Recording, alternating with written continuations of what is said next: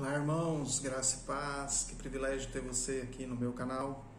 E esse é um momento particular para nós de entendermos o livro de Eclesiastes, de buscarmos em Deus, Senhor, o que o Senhor quer dizer para nós, o seu povo, a partir do livro de Eclesiastes. Você talvez já tenha lido esse livro algumas vezes e não tenha entendido. E eu quero te convidar a entender esse livro. Nós vamos passar hoje aqui do versículo 1 ao versículo de número 11 e nós vamos mergulhar nesse texto. Nós vamos começar a desbravar essas águas do livro de Eclesiastes. Então esse vídeo aqui é bem introdutório para nós.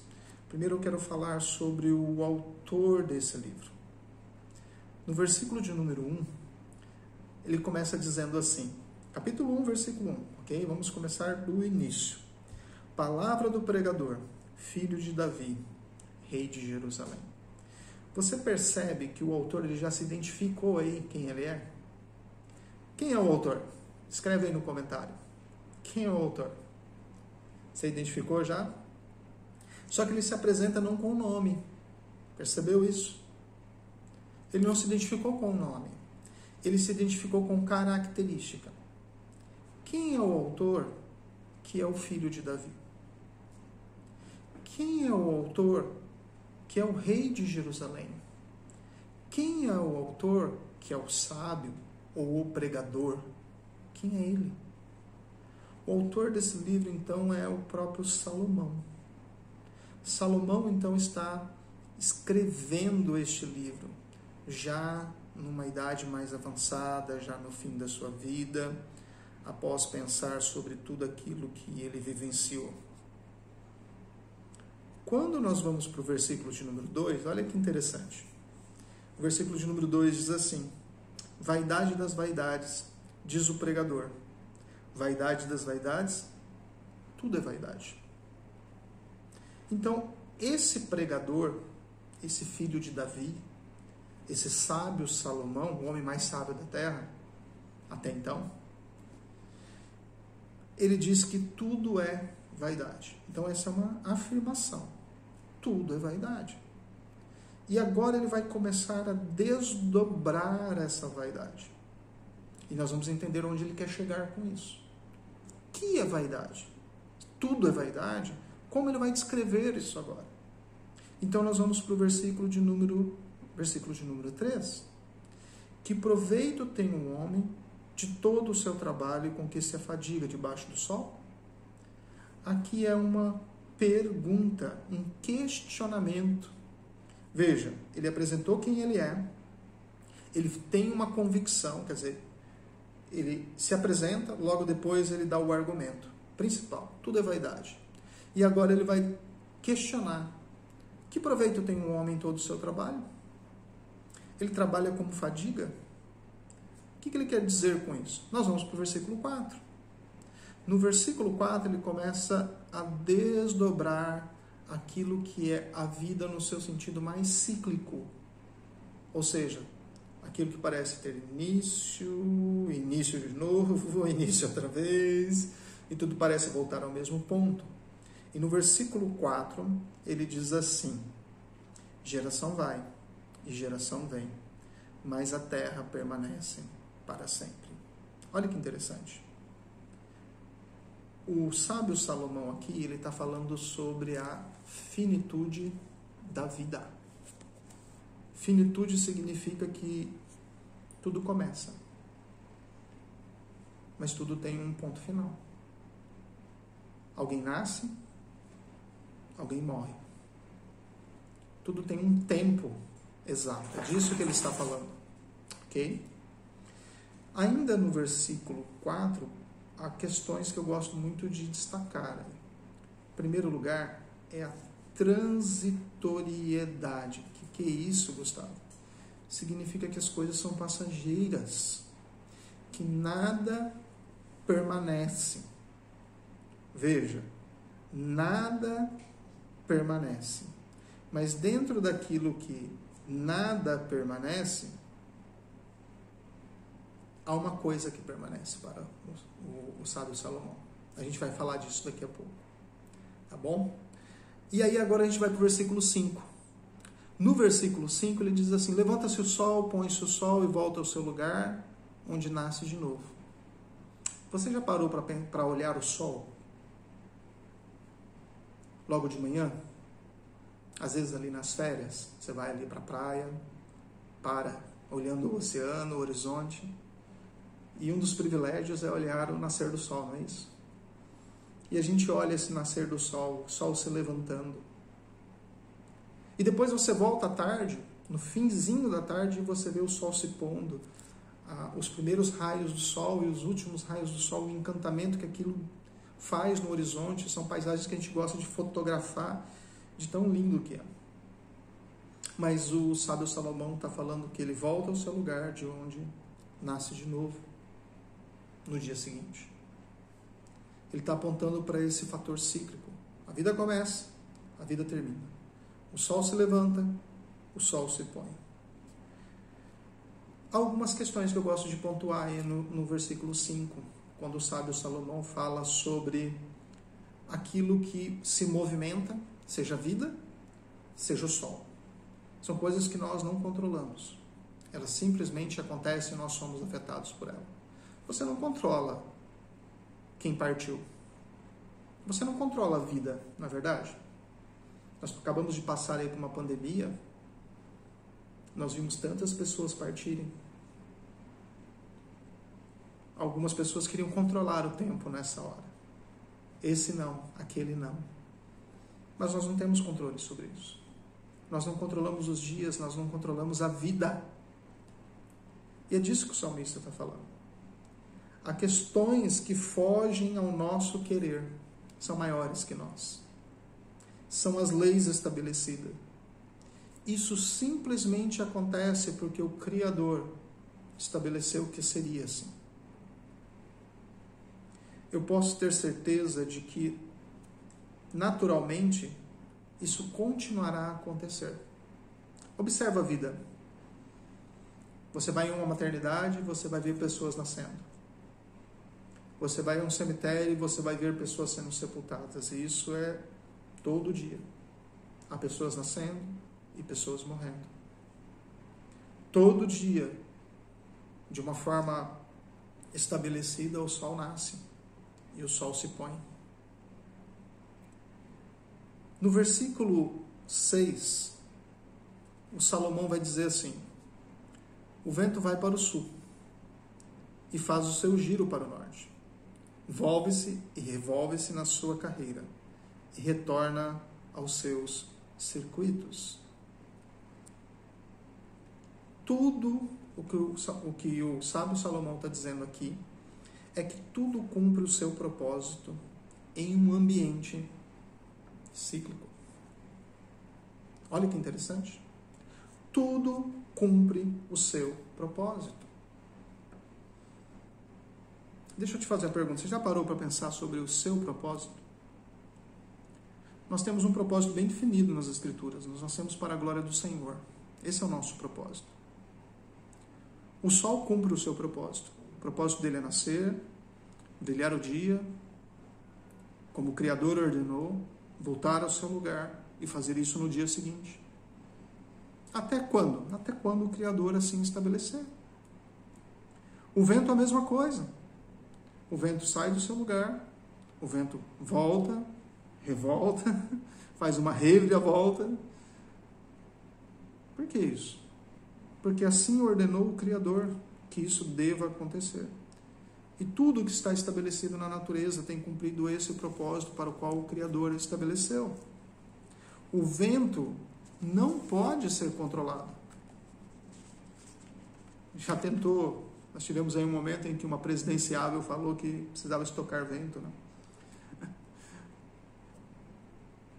Nós precisamos, na verdade, entender que nós devemos nos preparar para todas as variações da vida. Ao falar sobre o vento, eu percebo que nós não temos controle sobre ele. Cristo tem controle sobre o vento, ele acalma a tempestade. Ele faz o vento se acalmar. É sobre a autoridade da palavra do Senhor que o vento pode se acalmar. Mas o que nós podemos fazer sobre aquilo que nós não controlamos? nós podemos então nos preparar para as variações que vão acontecer. Nós podemos nos preparar para a nossa velhice, nós podemos nos preparar para o dia, quando o sol nasce e depois o sol se põe. Nós podemos nos preparar para os ventos e para as tempestades, porque, como acabamos de ler, elas vão acontecer. E eu sei que elas vão acontecer. Então eu posso estar preparado para passar por essas situações. Estar preparado é muito importante. Eu posso sabiamente, se eu estou preparado, minimizar os riscos de uma tempestade, de um vento, seja o vento como algo de um sopro destruidor, seja o vento como o soprar do Espírito. Eu posso me preparar para isso.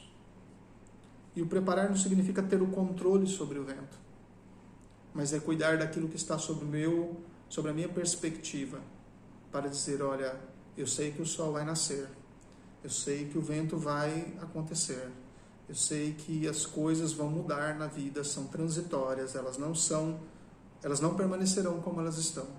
Então eu tenho sabiamente orientado a minha vida para se preparar para a forma com que os dias têm acontecido. Em todo esse processo, a gente vai agora para o versículo de número 7.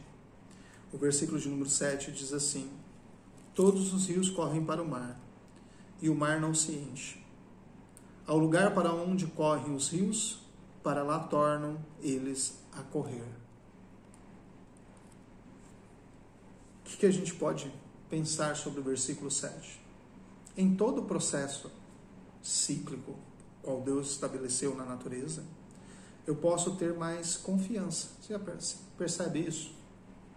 A confiança de olhar e falar, ok, as águas não vão ultrapassar o limite. Eu confio no Senhor que assim estabeleceu. Ok, eu sei que o vento vai ventar, então eu vou me preparar, vou construir minha casa sobre a rocha. Por que eu vou construir sobre a areia? Eu posso ser prudente, eu posso ouvir a voz do Senhor. Isso está escrito para a nossa sabedoria, para o nosso cuidado. Se eu sei que a água corre para o mar e que ela retorna para lá, quer dizer, que as águas dos rios correm para o mar e retornam para lá, e ao mesmo tempo o sábio Salomão está dizendo que o mar nunca vai se encher, e que as águas vão voltar a correr nos rios, e que o processo vai continuar, então eu posso entender que as coisas tendem a se repetir. Percebe que confiança isso dá? Que o Deus que estabeleceu as leis fixas do universo e tem o controle sobre elas me dá segurança. A segurança de poder olhar para o nascer do sol e dizer, Senhor, me abençoe no dia de amanhã. Eu me preparei para o dia de amanhã, eu tenho uma agenda para o dia de amanhã. Não significa que eu tenho todo o controle sobre o dia de amanhã, mas significa que eu estou preparado para o dia de amanhã. Estou preparado, inclusive, para os reveses que esse dia pode trazer. Preparado emocionalmente, preparado estruturalmente para passar pelos momentos que fogem ao meu controle. Porque eu sei que essas circunstâncias podem acontecer. No versículo 8, o sábio Salomão continua dizendo assim: todas as coisas são canseiras, tais que ninguém as pode exprimir. Os olhos não se fartam de ver, nem se enchem os ouvidos de ouvir. Bom, vamos lá. Todas as coisas são canseiras, é a primeira afirmação. Segunda afirmação é que ninguém pode exprimir. Terceira afirmação é que os olhos não se fartam de ver e os ouvidos de ouvir. Então, pera lá. O que eu posso entender disso daqui? Em primeiro lugar, a vida é passageira e breve. Nós já falamos disso. Há questões que são fixas, estabelecidas. Deus as colocou para que elas aconteçam exatamente assim. Há questões que são certas. Elas vão acontecer. Seja positivamente, seja momentos de grande dificuldade. Eu já sei que elas vão acontecer. Eu não sei como, eu não sei quando. Tem coisas que eu sei como e sei quando. Ou eu posso concluir que elas vão acontecer de tal maneira porque elas estão acontecendo sempre assim. Há questões que podem ser previstas. Quer dizer, há uma chance disso acontecer. Mas ninguém pode explicar, ninguém consegue explicar a razão pelo qual as coisas são como são. Por que ninguém pode explicar? A vida, ainda que tudo seja assim e vá continuar assim, os olhos e os ouvidos não se fartam de ver e de ouvir. Por quê? Porque me parece que a beleza do Criador em todo esse processo vai além disso. Mas calma, nós estamos trilhando o caminho para chegar no versículo 11 e aí nós tirarmos as conclusões de todo esse espaço de texto que estamos analisando, de toda essa perícope. Ok? Vamos para o versículo 9? Versículo 9 diz assim: o que se foi e o que há de ser, e o que se fez, isso se tornará a fazer. Nada há, pois, novo debaixo do céu. Bom, não há nada novo em nossa existência. O que foi é o que há de ser. O que se fez, isso se tornará a fazer. Não há nada de novo naquilo que cerca a nossa existência. As leis fixas que regem o sol, elas foram estabelecidas antes de eu nascer. Elas não consultaram o meu querer. As águas que fluem e continuarão a fluir foram estabelecidas sem que eu fosse consultado sobre ela. Elas simplesmente foram colocadas dessa forma porque Deus viu que tudo isso era bom. E quando eu olho para as Escrituras, eu posso entender que isso é uma coisa boa. Vamos pensar aqui em algumas questões positivas. Se tudo é assim, como diz o versículo 8 e o versículo 9, isso é bom por um aspecto. O aspecto de ter convicções. Eu posso ter convicções de que as coisas estabelecidas serão assim. Vou dar um exemplo. Quando Noé sai da arca, Deus estabelece com ele uma aliança. E nessa aliança Deus coloca um sinal. Esse sinal da aliança de Deus para com os homens evidencia que Deus não mais destruiria a terra pelas águas. Então, toda vez que eu olho um arco-íris, isso me lembra da aliança de Deus estabelecida lá com Noé. E eu posso ter certeza de que as coisas não acontecerão como Deus disse que não acontecerão. E as leis fixas me trazem outras convicções. Eu posso me preparar para as questões naturais e históricas. Olha que coisa interessante. Deus estabeleceu as leis de tal forma que eu possa me preparar para elas. Eu posso ter uma vida dentro desse entendimento de que as coisas acontecem dentro desses limites. A água flui e ela volta a fluir. O sol se põe e ele volta a nascer. O vento sopra e ele vai voltar a soprar de novo. Tudo isso pode trazer para mim convicções. Eu posso dedicar o meu tempo para estudar e dominar. Olha que mandato interessante. Eu posso exercer um mandato cultural. Eu posso exercer um mandato espiritual. Eu posso exercer o governo, o domínio. E para exercer governo e domínio, eu posso estudar essas leis que Deus estabeleceu e me beneficiar daquilo que Deus estabeleceu para ser como é. Vamos para o versículo de número 10. O versículo de número 10 diz assim: há alguma coisa de que se possa dizer, vê, isto é novo? Não. Já foi nos séculos que foram antes de nós. Ou seja, a ideia aqui é que nós podemos olhar para a história e aprender com ela. Qual é a verdade do texto? A verdade do texto é que não há nada de novo. A resposta é olhar para o passado. Deixa eu fazer uma pontuação aqui. Um povo sem história é muito pobre, né? Uma família sem história também. Uma pessoa sem história, igualmente. Aprender com a história é sábio. Só os ignorantes não valorizam a história. Só os ignorantes e insensatos não valorizam a história. Sentar com os mais velhos e aprender sobre a trilha que eles caminharam para chegar onde eles chegaram pode ser muito benéfico para nós. Eu tenho me dedicado a estudar algumas coisas, seja na área teológica, seja na minha vida material. Eu tenho me dedicado a aprender algumas coisas e eu tenho aprendido muito olhando o trilho pelo qual outros passaram. Como é benéfico olhar para o passado, sabendo que não há nada de novo, e aprender com as coisas que se passaram. Vou dar um exemplo aqui. Há muitos problemas doutrinários nas igrejas, não é verdade? E muitos desses problemas doutrinários já foram resolvidos há séculos atrás. Não são perguntas novas, não são ensinamentos que surgiram agora. Eles já foram questionados e eles já foram resolvidos. Não tem nada de novo. Mas se nós não entendemos a história, nós não nos beneficiamos dela. Nós resolvemos então só entender o nosso tempo. Eu sou professor de história. E às vezes alguns alunos viravam para mim na sala de aula e diziam assim: professor, como que eu não entendo isso, eu não vivia naquele tempo. Para que eu preciso disso? Como que eu vou me beneficiar disso?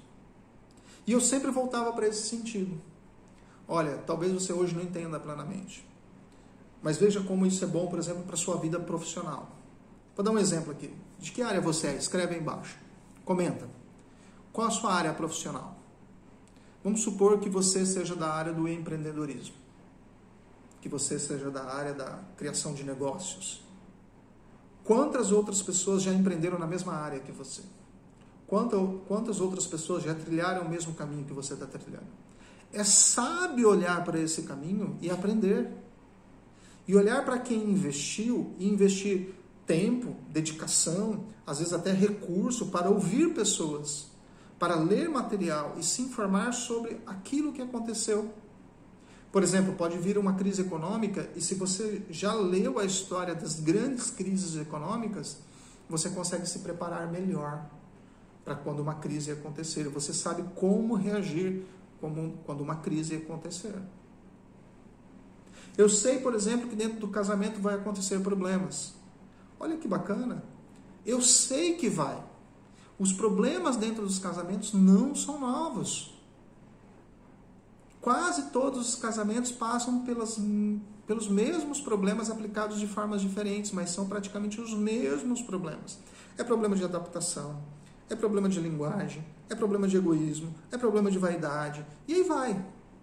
Mas quando eu olho para a história, quando eu sento com meu pai, quando eu sento com meu avô, quando eu vou em busca de material, de recurso para ler, eu posso aprender com a história daqueles que vieram antes de mim. Por isso nós estamos parando agora para estudar Eclesiastes, para aprendermos com o sábio Salomão sobre o caminho da vida. Eu creio que nós não vamos fechar o livro hoje, esse não é o propósito, nós vamos só até o versículo 11. E nós vamos entender melhor esse livro conforme nós estivermos caminhando. Escreva aqui embaixo, aqui só para eu saber. Quantas vezes você já leu o livro de Eclesiastes? Se você é cristão há algum tempo, escreva aí quantas vezes você já leu a Bíblia. Coloca assim, já li a Bíblia tantas vezes. Me assusta saber que muitos irmãos não valorizam as Escrituras. São crentes há tanto tempo, mas estão esperando ouvir a voz de Deus aqui, audivelmente. Não valorizam as Escrituras. Na verdade, muitos só leem as Escrituras no culto, quando o pastor pede para ler, e infelizmente muitos depois até fecham. Mas vamos voltar aqui para o versículo 11. Versículo 10, desculpa. Um bom observador aprende com a história e se prepara para quando ela retornar. Um bom observador aprende com a história. Vamos pensar aqui, ó. Quantas marcas você já viu sumirem do mercado? Volta aí no passado. Quem aí é da geração mais antiga que eu, né? Eu sou muito mais novo, mas quem é da geração mais antiga que eu aí pegou marcas que desapareceram na década de 90, período de economia estável. Grandes varejistas que sumiram do mercado. Marcas que você costumava ver propagandas na televisão e elas se foram. Elas não foram resilientes para sobreviver ao tempo.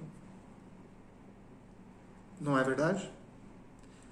Agora, imagina que você esteja na mesma área que essas pessoas. O seu tempo hoje pode ser mais estável, mas você pode se preparar para os momentos de instabilidade. Estamos aí em ano eleitoral. Gravei um vídeo aí sobre eleições, sobre governo, o que nós devemos pontuar aí sobre um governo que espelha a vontade do Senhor. Nós estamos em época de eleição. Percebe que em época de eleição as coisas ficam mais instáveis? Você não sabe para onde a economia vai, você só ouve no jornal assim, a bolsa subiu, a bolsa desceu, o índice de juros subiu, o índice de juros desceu. Agora, um ignorante é aquele que sabe que existem todas essas informações, mas ele não busca. E ele sofre por ignorar a história. Vou dar um exemplo aqui. Uma lei que Deus estabeleceu. A lei da semeadura. Plantar e colher. Mas muita gente que é crente há muito tempo e já leu as Escrituras muitas vezes, querem colher sem plantar. Isso pode acontecer, não ignora o aspecto da graça, né? A gente não pode ignorar o aspecto da graça. Não posso ignorar o aspecto da misericórdia. Mas qual é a lei fixa por Deus? É que eu preciso plantar primeiro. Aí eu sou pai e não ensino os meus filhos a plantar e a colher, em todas as áreas. Então eu não ensino para eles sobre finanças em casa. Eu não ensino para eles sobre as questões da mordomia cristã. Eu não ensino para eles os princípios da generosidade. E ele passa a ser ignorante nesses aspectos. E ele vai para a vida, viver a vida dele em sociedade. Ele se torna extremamente frustrado, porque ele não conhece os princípios bíblicos, ou se conhece e não consegue conectar esses princípios com a vida dele. E aí, por mais que ele tenha algum recurso, ele não sabe o que fazer com isso, porque ele nunca buscou a orientação que Deus deixou na sua palavra. Se existe uma lei da semeadura, eu preciso aprender a plantar e no devido tempo colher. Eu não posso colher antes e eu nunca posso colher onde eu não plantei. Eu preciso primeiro plantar. Percebe como é bom ter essas leis para que você possa olhar para elas, entender que elas vão acontecer e partir dessa premissa, eu só colho depois de plantar. E depois que eu tiver os frutos na mão, eu preciso replantar para continuar colhendo. Isso é sábio. Eclesiastes ensina isso para nós. Vamos para o versículo 11, o último versículo de hoje. Já não há lembranças das coisas que precederam. E das coisas posteriores também não haverá memória entre os que hão de vir depois dela. Hoje, olha um problema. Hoje nós nos lembramos das coisas passadas. E amanhã não nos lembraremos das coisas presentes. Tem um sério problema aí. Há sérios problemas quando nós ignoramos esse aspecto histórico. Há sérios problemas quando uma geração não transmite a outra geração o conhecimento. E olha que eu não estou me restringindo aqui somente ao conhecimento de Deus. Eu creio que esse é o primeiro, porque se eu tenho um conhecimento de Deus e amor às Escrituras, eu leio as Escrituras sem ignorar. A aplicação das Escrituras é o meu dia a dia, a minha vida. Deixa eu saber uma coisa aqui, você que está me ouvindo. Você tem se preocupado em conectar a Bíblia com todas as áreas da sua vida? Tem? Então, possivelmente, você educa os seus filhos conforme os princípios bíblicos. Você olha para a história, você não ignora a história. Você olha para o versículo 11 e você diz, amanhã não haverá lembranças. Como eu posso resolver esse problema? Resolver esse problema significa transmitir os valores. Se eu não transmitir os valores, eles não permanecerão. A geração futura virá e tentará resolver problemas que a geração passada já resolveu. Vejam, de certa medida, nenhum de nós faz isto. No aspecto, por exemplo, assim, a gente não tenta inventar a lâmpada, porque ela já existe, a gente só se beneficia dela. Mas existe uma memória de conhecimento, uma bagagem de vida, que não são só as coisas utilitárias que me beneficiam, mas toda uma bagagem que pode me beneficiar. Voltar às nossas origens e aprender com quem nos antecedeu. Eu não sei vocês, eu gosto muito de voltar às minhas origens. Eu volto às minhas origens quase que sempre olhando os álbuns de fotografia. Geração mais nova agora vai falar assim, como assim? No celular? Não, álbum impresso. Coisa antiga. Com cheiro de memória ali. Olhar as fotos dos meus avós, dos meus pais, tentar entender o contexto da criação, de onde cada um saiu, ouvir as histórias, trazer aquilo para o coração, tentar tirar lições a partir daquilo que aconteceu na história, dos sofrimentos daqueles que vieram do Nordeste para cá. Minha avó materna é de origem nordestina. Pegar o sofrimento, o lavar a água no rio, o lavar a roupa no rio, na água corrente, trazer a bacia no fim do dia na cabeça, tirar a água do poço, sem água encanada, olhar para tudo isso e tentar entender o que aconteceu. E ver como foi bom não perder essa linhagem, essa memória da simplicidade de onde saímos e onde estamos. Porque é uma tendência, se os nossos filhos estão avançando em relação àquilo que nós estamos, há uma tendência deles nunca terem vivido tudo aquilo que nós vivemos. E eles não conseguem mensurar o que foi aquilo que passamos, ou que os nossos antepassados passaram. E aquilo que dói no nosso coração e que nos leva às lágrimas em gratidão a Deus hoje, ou até, de certa forma, lembrando do sofrimento que aconteceu, não faz isso com eles. Nós precisamos tornar isso mais palpável. Qual é a solução, né? Além de voltar e aprender com os que nos antecederam. Eu creio que a segunda solução é transmitir o conhecimento. Nós precisamos investir tempo com a nossa família. Nós precisamos gastar tempo com as futuras gerações. Nós precisamos parar em alguns momentos da vida e ter o prazer de transmitir às futuras gerações o conhecimento. Nós que somos hoje na idade, chamada idade média, aí entre os seus 40, 50 anos, nós podíamos fazer um link muito bom, né? Vamos ver se a gente topa fazer isso. Pegar o grupo sexagenário para cima e colocar ele para palestrar para as nossas crianças e para os nossos adolescentes. Hoje a gente vive um abismo geracional. Isso é terrível.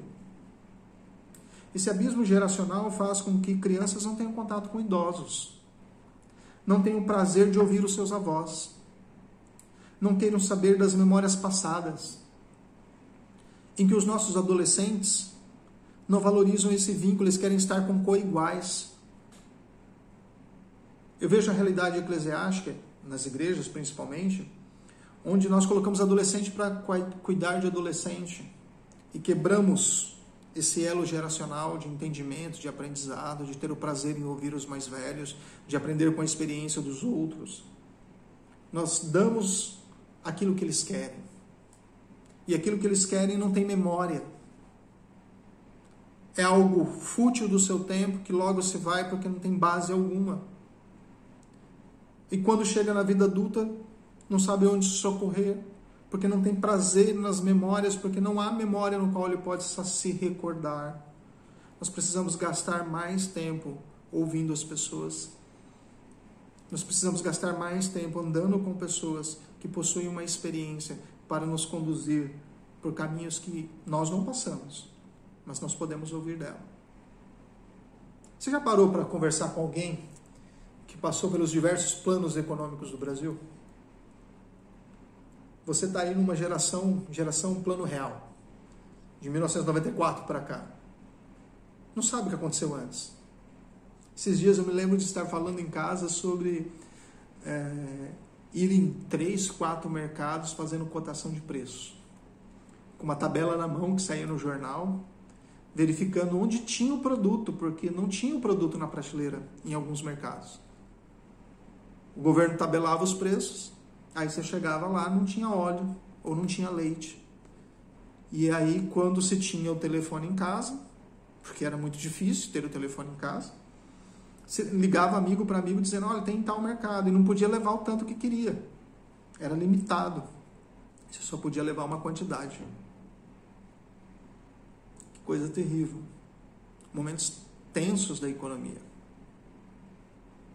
E aí você está estudando negócios, administração e não conhece a história.